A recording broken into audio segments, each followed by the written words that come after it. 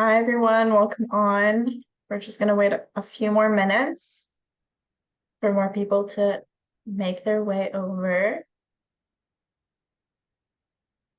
Really excited for today's important conversation. Thank you to everyone who's here.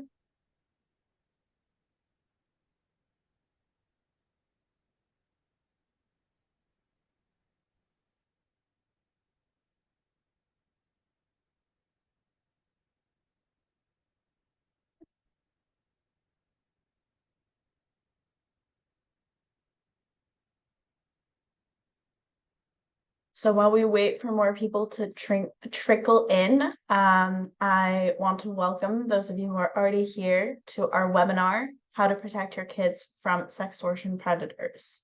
My name is Lola Bessis. I'm the liaison manager here at Digital for Good, and today we're joined by internet safety expert Fareedah Shaheed, who you'll get to learn more about in just a moment. Now, while we wait for other people to join, I'll talk about some more about Digital for Good. We are a nonprofit that educates students and adults about digital citizenship, safety, wellness, and literacy. Through our programs and events, we aim to celebrate youth innovation, empower student change makers, and promote digital safety. Digital for Good reaches thousands of students nationwide, and our impact is amplified even further by the Train the Trainer learning module featured in our curricula. At the foundation of our work is the idea that students are the core to the solution to online toxicity. The more we do to train, guide, and support our students, the more likely they are to take positive action. Now, as a brief reminder, before we get started, the audience chat is open, so feel free to put your comments and your questions in there, and there will be a Q&A session at the end of the presentation. So if you want your question to be featured, please add 2 pound or 2 hashtags to the beginning of your question so that we can ask it to our expert. And now, without further ado, allow me to introduce our guest speaker, Fareedah Shaheed. She is an award-winning internet safety expert with a Forbes Under 30 honoree. She founded Sekuva and the Protect Kids Online PKO membership with the mission of helping parents protect their children online.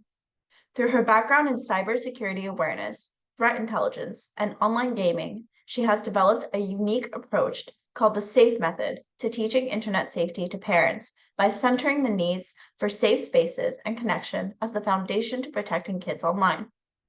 Her work has been featured in NBC, CNN, The Wall Street Journal, Fortune, NASDAQ, Fox, Afrotech, Ebony Magazine, Yahoo, Worth Magazine, and many more.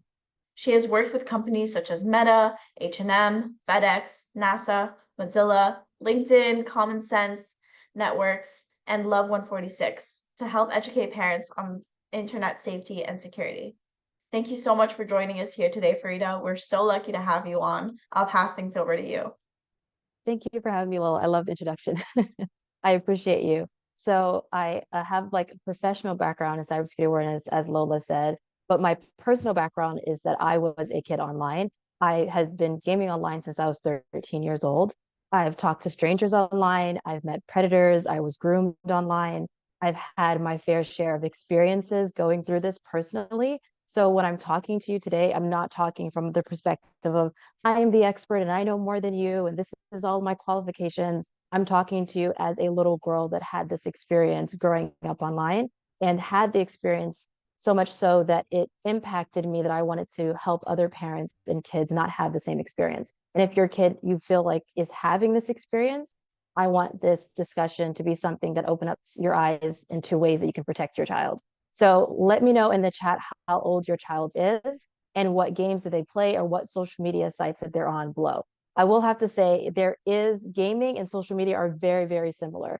We often think about gaming as something that's foreign. You may have not grown up with gaming, especially Fortnite or Minecraft or Roblox, and you're like, this is a whole new world. I don't know who they're talking to. I don't understand how to connect to my child. This is why I developed the SAFE method to helping you protect your child from sextortion predators in general, no matter your background. So even if your child My headphones just left. So even if your child is on these online games and you have no understanding of what it is, you do understand because you have your own life experiences, whether you went through high school or college or middle school, or you dealt with an ex-boyfriend or a husband or an ex-husband or a partner or a wife or whatever that made you feel uncomfortable. You had to figure out ways to develop boundaries.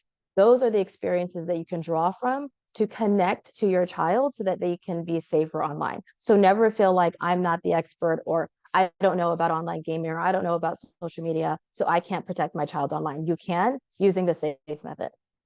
So the safe method is safe spaces, accountability, fun, and empathy.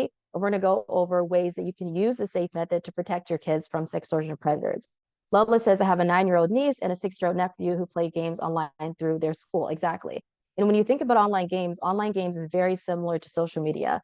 The gaming community is very big on connection and communication. And so it's very similar to social media. So when your child is playing online games, they may have the need, the want, or they might go back and forth with you on why they need the chat open, or why they need to be on Discord, or why they need to talk to somebody. And so as someone who's been on Discord since 2015, if you have any questions around that area about your kids talking to strangers and what to do, please put in the chat. I believe, Lola, you said 2 hashtags, and then that would be in the Q&A. So we'll talk about that then. You can go to the next slide.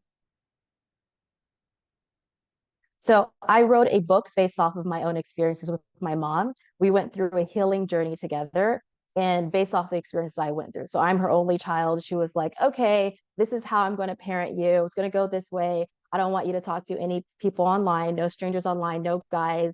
Don't share your picture. Don't share your name. Don't share your location, nothing. And I did everything that she said not to do.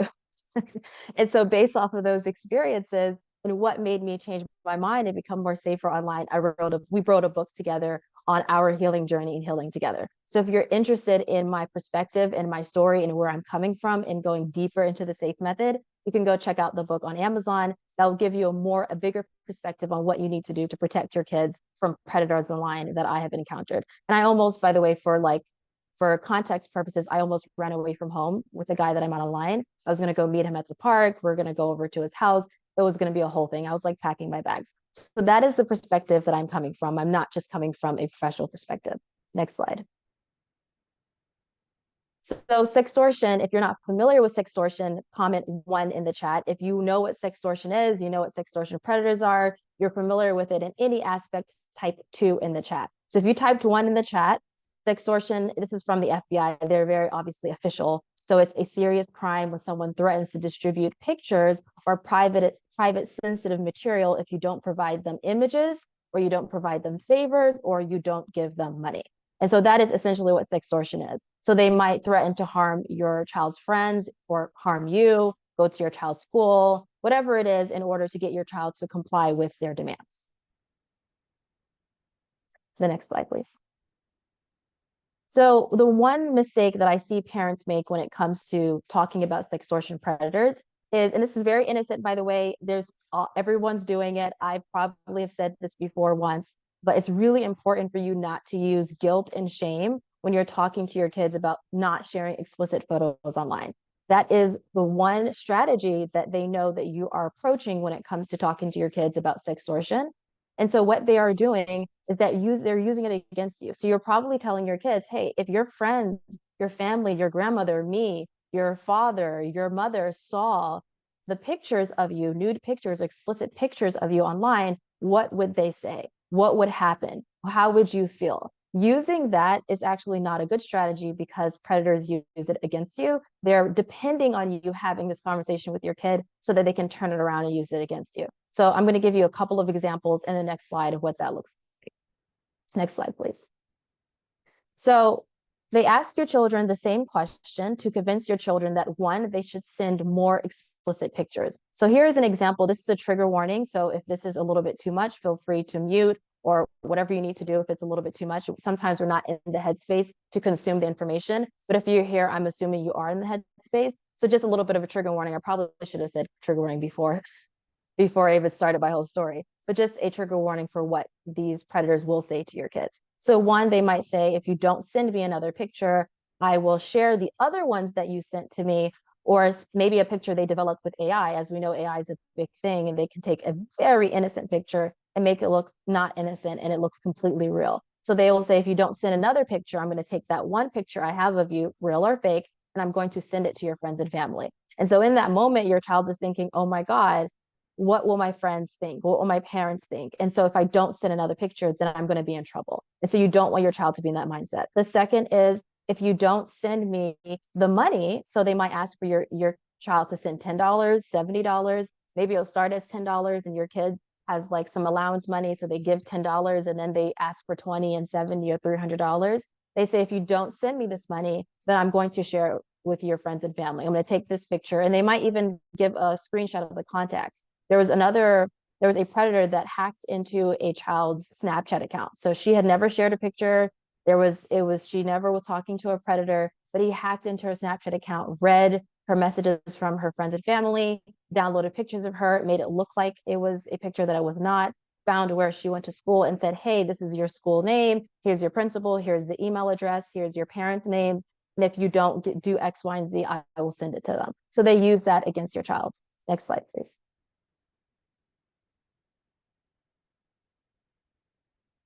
Another thing they do is convincing your child to not talk to you. So they'll say your parents are going to be disgusted with you. They're going to be so disappointed in you. They're never going to look at you the same. You're going to be grounded forever. They're going to take away your technology. They say that they love you, but they won't anymore when they find out that you are sending these pictures to other people. And so they're going to play on your child's guilt and shame.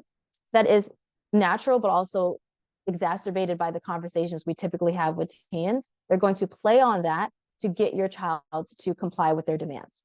The fourth one is one of the most serious ones, and we've seen a lot of cases. The FBI has talked about cases. There's a documentary from, I think it's NBC, that did a whole documentary on this happening to teens where they feel like they cannot live anymore. So they'll tell them that you might as well take your own life because I'm serious about sending these pictures. And once I send this, your entire life is over. The career that you wanted is over. You wanted to be an artist, you wanted to be a teacher. How can you be a teacher and you sent this picture? How can you be in the football team and you sent this? You're going to be dropped. Like, they will do that to your child. And so there's a different way that you want to approach this. So next slide, please.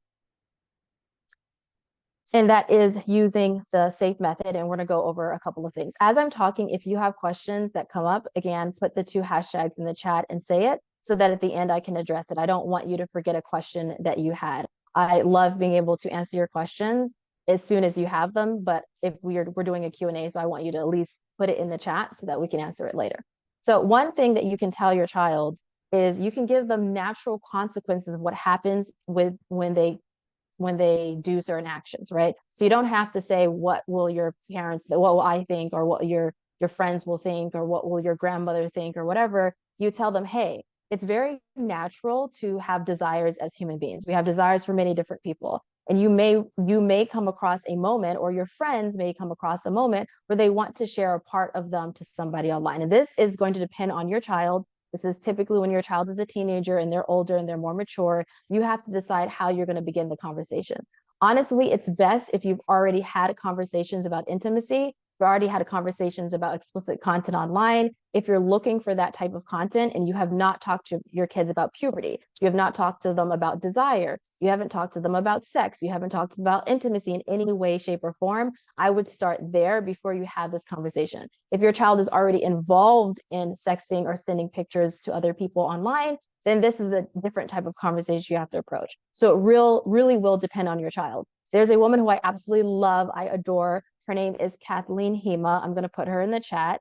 It's KATHLEENHEMA. If you type her name on Google or you type her name on YouTube, she has a plethora of videos, depending on your child's age, about how to approach the sex conversation, the porn conversation, depending on your morals, your values, your religious background, but doing it in a way that's research-backed. She is basically the modern sex ed person in terms of how to approach this conversation with your kids. If your kids are older and they're more mature, this is when you begin the conversation with, it is completely normal to have these desires. You might want to share pictures of yourself. And that is something that happens. And when you're an adult, those are decisions you can make. As a kid, this is something that can impact you negatively. And I never want you to experience that guilt or that shame or whatever it is that comes with sharing your picture online and not knowing whether or not someone's going to share with other people. So you have to approach in a very nuanced conversation. You have to make the act of doing that, whether it's them or their friend, to be something that is a normal thing that humans do. They have to think about it very, very carefully. And when they're a child, this is not an activity that children participate in. This is an adult activity. And this is something that is a conversation after they are 18, 19, they're in college, and then you can have a different type of conversation with them. But as a child, you have to talk to them about, who is this person? Do you really feel safe with them? Do they ever make you feel uncomfortable? Are you okay with anyone else ever seeing that picture? And then the reactions other people will give. And then remind them continuously from the beginning of the conversation, the middle of the conversation, and at the end of the conversation that you will always be there no matter what mistakes they make. So even if they do share it, or let's say that someone, the reason why you want to have these conversations in this way is because AI exists. And type 1 in the chat if you're familiar with AI and artificial intelligence, and someone taking an innocent picture of your child and turning it into a not so innocent picture using basically like an advanced Photoshop. Type 1 in the chat if you're familiar with that. These things can happen to your child and they've never sent a picture to somebody. That's why it's so important to begin the conversation with, you are a human being, you are more than your picture. Your picture does not define who you are as a human being. I'm going to love you no matter what picture does or does not come out. You are a full-fledged person who has their own their love, their values, their wants, their needs, and you deserve love and connection and joy no matter what. And so never put your worth in who you are as a person and who you are to me in a picture. That helps your child get into the mindset that if they're ever threatened with a picture coming out, real or fake, they know that you have their back in their household. So I'm not going to go over every single point that I have on the screen. Feel free to screenshot it because I don't know. Feel free to, Lola, like keep me on time in terms of how much time we have until Q&A. So if I'm running out, I'm just going to wrap up my main points. But feel free to screenshot what you see. And if you have any questions, definitely message me on social media. I'm at CyberFareedah. So you can screenshot my face with it. So you can message me with my handle if you have any additional questions. But you really, really want to make sure your child understands it's a safe space. That's what I really want to hone in. No matter what you say to your child, the ending of the conversation is that you both feel that they know that you are their safe space no matter what they do or don't do online. Because that guilt and that shame, that embarrassment can eat your child away. I mean, think about the mistakes that you and I have made in our lives. It eats us away. And if we don't have a support system, if we don't have a parent, a friend, a colleague, a therapist that can help us through those emotions, is very difficult. There are two modes of therapy that I really love, and this is all me. This is not digital for good, by the way. Anything I say, it's like, it's my opinion, it's my background, it's my research, okay? But there are two modes of therapy that I really love. And if your kid is going through a situation like this, or you feel like your child is susceptible to this and you don't know how to connect with them, I highly suggest that you are able to go to therapy yourself. So studies show, and I don't know the study right now, I can't pull it up, so fact check me, take it a grain of salt, but studies show that when parents are the ones that go to therapy, the behavior of their child changes more dramatically than if the child is the one that's in therapy. So I highly suggest that you go through your own healing journey. But what are your triggers? What are the things that you are vulnerable for? What things happen in your life? And then that allows you to better connect with your kids. And I'm saying this as a kid who did not listen to my mom when she told me not to do X, Y, and Z online, because I felt like she was my parent. She was just being controlling. She was just being blah, blah, blah, a helicopter parent. But when she opened up to me about the experiences that she had with men in high school and in college, and people who did not listen to her boundaries, and people who made her feel unsafe, and then she was giving advice from a space that was personal, that's when I started to listen to her. But she was only able to have those conversations when she was able to work through the experiences she had on her own. So the two modes of therapy I love is RTT and somatic experiencing therapy. RTT is rapid transformational therapy. If you're interested in something like this, or you feel like, and this, I'm not affiliated with them in any way, that has transformed my mom's life and my life. And that is what kept me safe online. So if you're interested in something like that, look it up. There's going to put it in the chat, RTT, rapid transformational, or somatic experiencing therapy. Look it up, see if it works for you and your child. If you have any more questions, message me on Instagram, and you can reach out and I'll make sure I can respond to you as much as I possibly can. So the first part of the SAFE method is developing safe spaces with your child. So know that sextortion is more common than you think. You have not failed as a parent if this happens to your child, or if you believe that it could happen to your child. It is way, way more common. and you are not the outlier. You're not the one that's different. This is something that happens to many people, just people don't talk about it because it's something no one wants to talk about.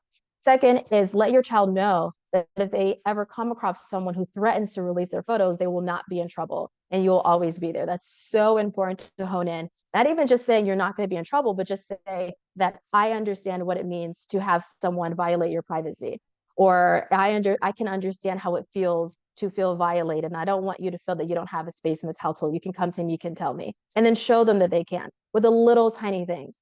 Be careful about what you're saying about news stories that you see online. So if you see a child that has gone through this online, don't say, oh my God, that's so dumb, they shouldn't have done that. Your child is hearing that and they're internalizing that's so dumb, they shouldn't have done that. So if your kid goes through any experience that's similar to what that child is going through, they're not going to want to come to you because they're going to feel judged. So when I say building a safe space, I mean being super careful about what you say about other people as well.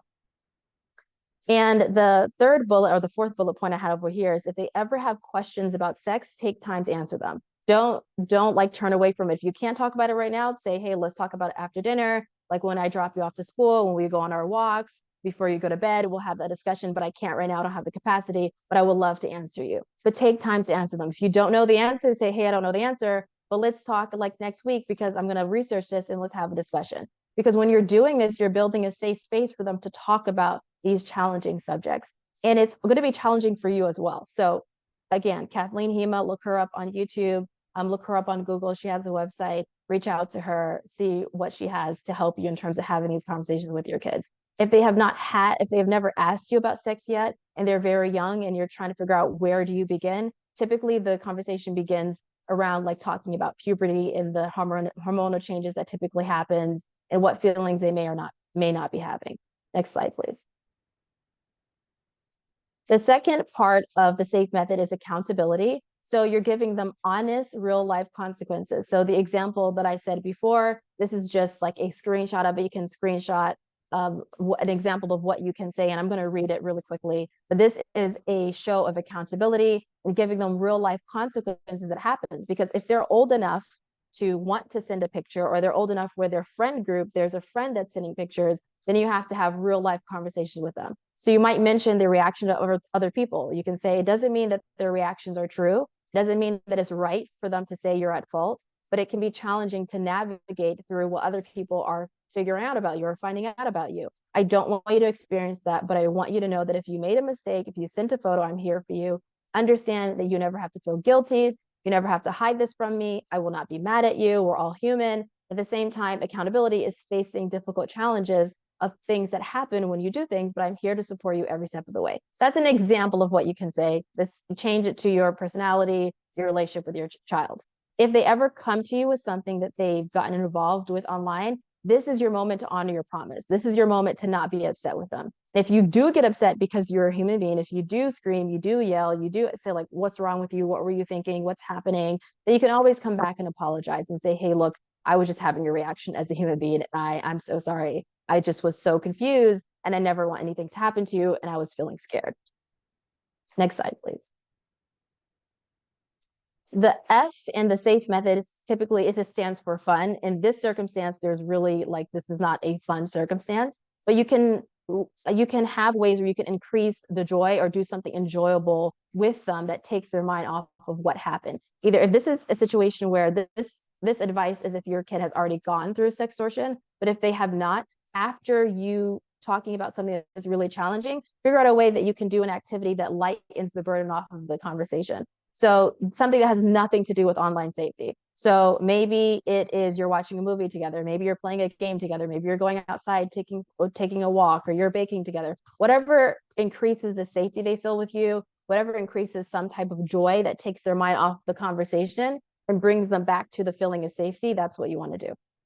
Next slide, please. The last part of the SAFE method is empathy. And one way that you can show empathy to your child is sharing moments, embarrassing moments, vulnerable moments, mistakes you've made as a teen, as an adult, whatever you feel like you can have a conversation about without you feeling like you've given them something that you weren't ready to share. And that's why therapy is really important. So if you've done something when you're young, if you had an incident of someone violating your privacy when you're in middle school or or elementary school, and you're okay with sharing that, and you're sharing details that you believe it's safe for you to share and safe for them to receive, feel free to do that. Even if it's unrelated to sending pictures to somebody, even if it's unrelated to intimate moments. Maybe it's just a bullying, not just a bullying moment, maybe it's a bullying moment. Maybe it is you wanted something from someone, or you wanted to have a healthy relationship, a friendship with someone, and they pushed your boundaries. Whatever it is that shows your child that you've experienced something like this, and you're not talking from a place of I'm better than you, I know better than you, I'm trying to control you, whatever that is. You want your child to feel as though they have a safe space with you. So when you're opening up, when you're being vulnerable, it's more likely for them to understand your point of view and to follow what you're trying to say. The second part is modeling empathy and compassion and being careful about how you speak to others who've been through sextortion scams. And I mentioned this before in the very beginning. This is something I'm very passionate about, is watching what you say to your kids and you say to yourself. We all have been kids before. We've all had someone who's caretaking for us or parenting us, or someone who was an authority over us, whether it's a teacher or an educator. And the things that they say to us become our inner thoughts. The things that other people said to you as a kid stay in your head, and they internalize that. And so be mindful about what you say to yourself and what you say to other people, so that you can make sure that your child, whatever they're internalizing in their head, is something that can actually help them from sextortion predators. Next slide, please. So if you have a child already that has been through a sextortion predator event where they shared a picture with somebody online and that person is using it against them, or they didn't share a picture and they have a fake picture and they're using it against them, these are some steps you can take. And this is basically following the safe method. One thing you definitely want to do is collect all evidence. You want to keep screenshots, you want to keep links, you can print things out if you want to print things out, but do not delete anything whatsoever. It's very easy to want to delete it, but don't delete it. Because if you ever have to go to the police, if you ever have to report it to the FBI, they're going to need as much evidence as humanly possible. But definitely ignore future messages. If you feel safe to block an account, depending on your gut feeling with someone. So sometimes the person that your child is communicating with, or even you are communicating with, if you block them, that agitates them even more. And so for some things, you have to just ignore it and archive it or put it in a different box. Or if it's like on Instagram, you can restrict communication. There's many things you can do without blocking the person, so that doesn't ignite them. It depends on what you're doing. The other part is never sending them money. Even if they say, oh, well, if you send me $20 or $200, I'm never going to do it. All that is igniting them to get more money from you. So reminding your child and yourself to never send the money. It's not going to go away if you send the money. And sometimes as soon as you send the money, they send the picture out anyways. The other part that you can do is reporting it. So you can report it to the app that it's on. So it could be Instagram, Discord, TikTok, whatever it is, you can report it to the app. Also reporting it to the police. One thing to note is that if you're reporting it to the police, they typically won't take you seriously unless it's a life and death situation. So you have to tell the police that my child's life, I feel like my child's life is in danger, or our life is in danger. Otherwise, they'll just put you in the back file. So if you really believe that, hype that up a little bit more so they can take your concern seriously. I don't know where everyone is coming from. I'm assuming most people are in the US. So if you're in the US, then you can contact the FBI or an equivalent of where you live, a governmental agency that is supposed to be there to support people. There is NCMEC, which is the National Center for Missing and Exploited Children, I believe. They have a cyber tip line, and you can go to the cyber tip line if you need some support. Next slide, please. Another thing you can do, there's other resources. I would screenshot this. I'm not going to go too deep into this. So if you need this support, please screenshot this page. Go to cybertipline.org. They have resources to help you as a victim or as a family member in the situation. NCMEC also has a take it down tool. So if your child is under the age of 18, or you have had a picture of yourself released online on the age of 18, you can enlist their help to take it down from other social media websites. And they work with all the major social media websites and websites online to take things down. So Google take it down tool, NCMEC, and you'll get that. I'll give like 5 seconds for you to screenshot that. And then next slide, please. Okay, next slide, please. Hopefully you got that. So another point is that it's never too late to have this conversation. So if you feel like, oh, my child is too old, or they don't listen to me, or like this is just not a conversation that we can have, it's never too late. So message me, message Kathleen Hema, anyone in this industry, message Digital for Good. I know they have resources on this. They have a free course, I believe. Message them, go to their team, talk to them. We're all here to help you. This is what we do 24/7. So please do not feel like you're alone or it's too late. Remember, everything has an impact on your child. So even if it's something that you feel like is too late, it will have a positive impact. Seek out a therapist. I remember I mentioned RGT and SE. And if you're unable to find a therapist, then utilize like some helpful self-healing resources. I love Dr. Nicole LaPera. I think she's called the Holistic Psychologist online. Go check out her resources. Next slide, please.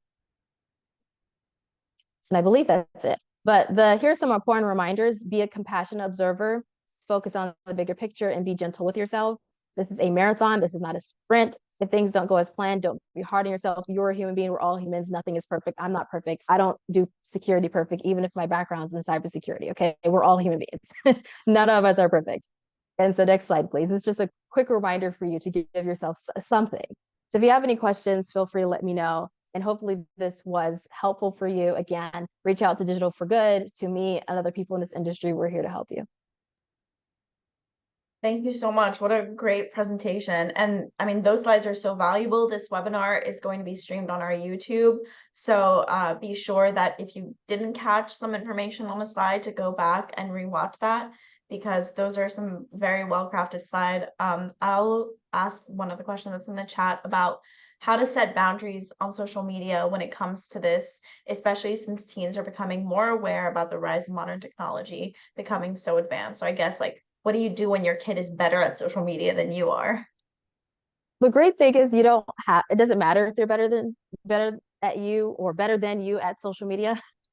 But the main thing is your relationship with your child and being able to have these conversations in a way that's open, that's non-judgmental. They don't fear that you're going to retaliate against you, that you're going to punish them. That's more important than you being an expert in social media. You can be an expert in social media and your kid feels like, I don't feel comfortable with them. And when I say I don't feel comfortable, I don't mean that your kid doesn't want to talk to you sometimes. That's completely normal. Or they shut down, or they're hiding things. You can have the best relationship in the world and they don't want to talk to you. And you don't want to talk to your kids sometimes. Like, we're all human beings. It's more about the general foundation. So don't worry about them being more savvy on social media. You are savvy in life.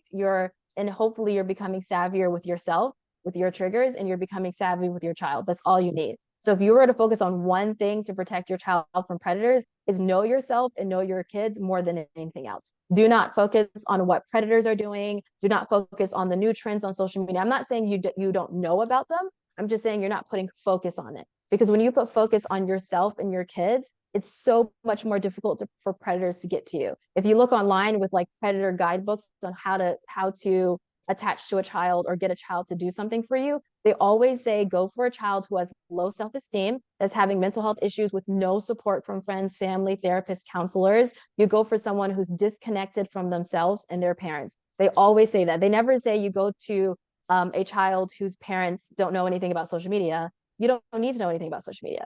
But if you know a lot about your kid and you know about their triggers and you know about your triggers, then it's not game time for them. It makes your child a harder victim.